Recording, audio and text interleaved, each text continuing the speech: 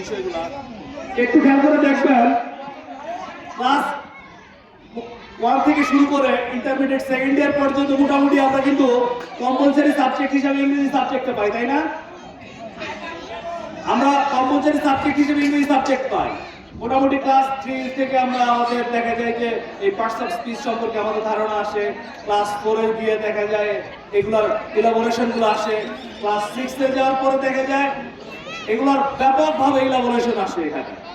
এখন এই শিক্ষাগুলো সম্পর্কে যে শিক্ষক নিয়মিত চর্চা করবেন না, সে তো সে বিষয়ে ক্লাসে চমৎকারভাবে সহজবোধ্যভাবে উপস্থাপন করতে পারবেন না। এবং দেখা গেল যে আমাদের যে শিক্ষা ব্যবস্থা ক্লাস 6 থেকে শুরু করে ইন্টারমিডিয়েট সেকেন্ড ইয়ার পর্যন্ত পড়ে যাচ্ছি একই গ্রামার, একই বিষয়, পার্টস অফ স্পিচ একই, কনজাংশন একই, প্রিপোজিশন একই, কোথায় কি ব্যবহার করতে হবে দেখা যায় পারফেক্ট টেন্সের প্রপার ইউটিলাইজেশন সম্পর্কে আমরা জানি না।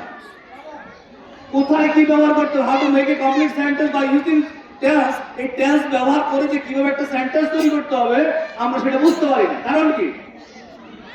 one blind man cannot lead another, এটাই তো স্বাভাবিক। একজন কানা কি আরেকজন কানার রাস্তা দেখাতে পারে? সে নিজেই তো অন্ধ। তার মানে সে নিজে নিয়মিত পড়াশোনা করে নাই, নিজে উপলব্ধি করে নাই। আর আমাদের যে শিক্ষা ব্যবস্থা, শিক্ষকদের ট্রেনিং নেই তো পর্যাপ্ত। দেখা যায় যে শিক্ষা ব্যবস্থায় এই ট্রেনিং না থাকার শিক্ষকদের একটা গাফিলতি আছে, ঘাটতি আছে। এটা শুধুমাত্র শিক্ষকদের দোষ না, এটা আমাদের এটাতে মূলত প্রভাব আছে, অনেকটা রাজনৈতিক প্রভাব আছে। সেটা উন্নয়নের জন্য সে আমাদের সরকারকে গুরুত্বপূর্ণ স্টেপ নেওয়া উচিত।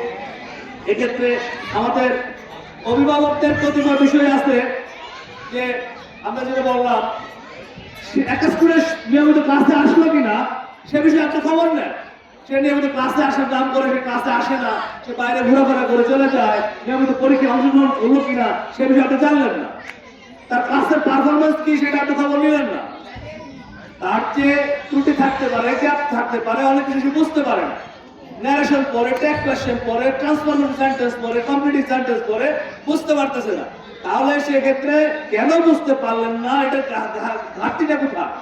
কারণটা এটার ফাউন্ডেশনটাই সৃষ্টি হয় না। এটার ফাউন্ডেশনটা কোথায় সে বিষয়ে শিক্ষকের সাথে আলোচনা করেন যে আমার স্টুডেন্ট সবাই ভালো করলো, এখানে 5 জন ভালো করলো, বাকিগুলো কেন খারাপ করলো। এটা শিক্ষকদের সাথে আলোচনায় বসেন। একটা পর্যায়ে দেখা যাবে আপনার দুর্বলতা সম্পর্কে শিক্ষক জানবে, তখন যে স্টুডেন্টের দুর্বলতাগুলো সম্পর্কে অভিভাবকের সাথে একটা কনসালটেশনের কাউন্সিলিংয়ের ব্যবস্থা থাকবে, তখন সেই স্টুডেন্টের প্রতি গুরুত্ব নেবে। আপনি অভিভাবক তার সাথে যোগাযোগ করেন। আবার যে বিষয়ে অনেকে বললেন যে আপনার শিক্ষক নিয়োগের বিষয়ে যে কিছু প্রক্রিয়া আছে, এক্ষেত্রে কিছু মেধাবী শিক্ষক স্টুডেন্টদেরকে আপনাদেরকে শিক্ষকদেরকে নিয়োগ দিতে হবে। এখন আপনার স্বজন প্রীতির ফলে আপনি অযোগ্য ব্যক্তিদেরকে যদি শিক্ষা প্রতিষ্ঠানে নিয়োগ দিয়ে ফেলেন, সেক্ষেত্রে তো শিক্ষার মানের একটু দুর্বলতা থাকতেই পারে। তবে বর্তমান যে শিক্ষা ব্যবস্থা অনেকটাই হালনাগাদ হচ্ছে। আমরা বিশ্বাস করি এই শিক্ষার মান উন্নয়নে আমরা সকলে মিলে যদি একটু চেষ্টা করি তাহলে সবাই, কারণ এখানে আমরা তো জানি শিক্ষাই জাতির মেরুদণ্ড। এখন এই মেরুদণ্ড যদি না ঠিক হয় তাহলে তো জাতি অন্ধকার আচ্ছন্ন হয়ে যাবে। সুতরাং আমাদের শিক্ষা মান উন্নয়নের জন্য সকলে অগ্রণী ভূমিকা পালন করতে হবে। এবং কিছুক্ষণ আগে যে বিষয়টা বলে গেলেন, বাসায় পড়ার পরিবেশটা নিশ্চিত করতে হবে।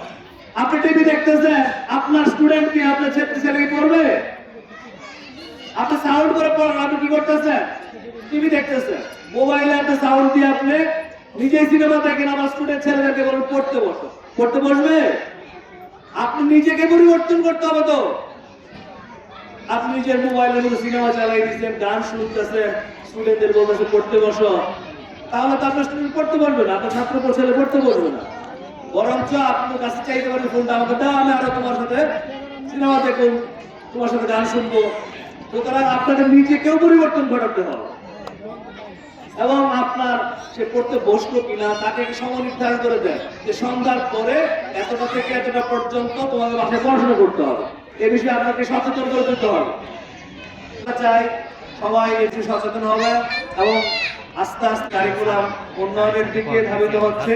আমরা বিশ্বাস করি আপনার সন্তানকে আপনি যদি সচেতন হন এবং শিক্ষকদের সাথে সঠিক পরামর্শ ভিত্তিক পড়াশোনায় অংশগ্রহণ করান, ইনশাল্লাহ তারাও ভালো করবে আমি বিশ্বাস করি। ধন্যবাদ সবাইকে। আসসালামু আলাইকুম।